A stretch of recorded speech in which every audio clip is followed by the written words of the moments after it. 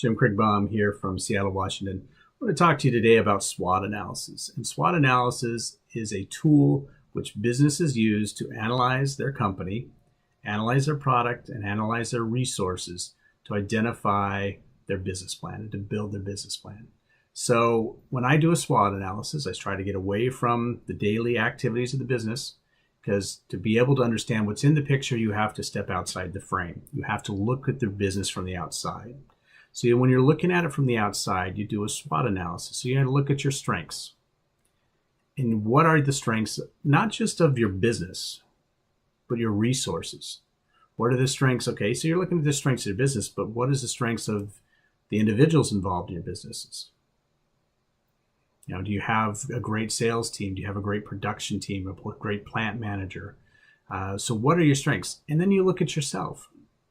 So what are my strengths? How can I benefit, and how can the business benefit from taking a look at my strengths?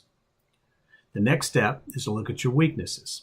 Everybody has weaknesses. Every business has weaknesses. Understanding those weaknesses allows you to build upon the strengths to overshadow those weaknesses, or to build upon the weaknesses to turn them into strengths. So when you look at your weaknesses, again, take all three levels. Start with the weaknesses of your business. Then move to the weaknesses of your product, and then do the weaknesses of yourself. So you're doing an analysis of the entire package. So we got strengths, we got weaknesses, opportunities. It all begins with demand. If there's no demand for your product, there's no reason to produce it. So it's important that you understand the opportunities that are present to meet the demand, a consumer demand.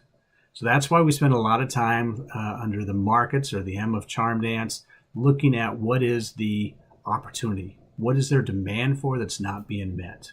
Or what is their demand for that's not being met at a price that you can competitively sell the product for? So that's an opportunity. So you've already taken a look at your strengths, and you've taken a look at your weaknesses, and you've identified opportunities. So you've got strength, weakness, opportunities, and then the threats. The threats are outside factors and sometimes inside factors. In agriculture, the threat could be weather. The threat could be pesticides or pests. The strength could be, or the threats could be competition. If I'm producing a chickpea, for example, in Australia, which is a competitor to where I'm producing, has a bumper crop, well, that's a threat. So you need to understand what the threats are, so you can build your business to understand those threats and understand the weaknesses associated with those threats. So take a look at your business, do a SWOT analysis, take a look at yourself. One of the things that I've always done, sometimes formally, sometimes informally, is an opportunity or SWOT analysis for a product, for an individual product. Then I understand that product, and sometimes I look at the SWOT analysis and say, this is not a product that we want to handle. Other times I look at it and say, okay, this is a product where we have great opportunities and great strengths. Our weaknesses aren't that bad, our threats aren't that bad, and we can address those. So you take the SWOT analysis, you boil it down. Like I say, it's great to do it off-site. It's great to do it on a weekend when you're not going to be interrupted. One of the things that's also important on the SWOT analysis is to have different elements of your business involved. A lot of times people will do the SWOT analysis in their office by themselves. And in that doing, they've got great theory, but they may find out that production cannot produce the product, or accounting cannot finance the raw materials to produce the product. Or logistics, you just don't have the warehouse or capacity space. So if I'm sitting in my office doing a SWOT analysis without these other people's inputs, I may be missing some factors of the opportunity. So when you do a SWOT analysis, try to get away, try to bring people in from other departments, because you need their input.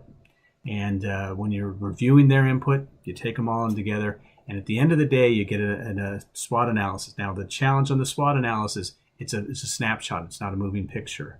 You need to keep doing an ODA study so that you're constantly modifying. So like in the Japanese, they call it Kaizen, where they're constantly modifying the process and constantly looking at it, because those factors change daily.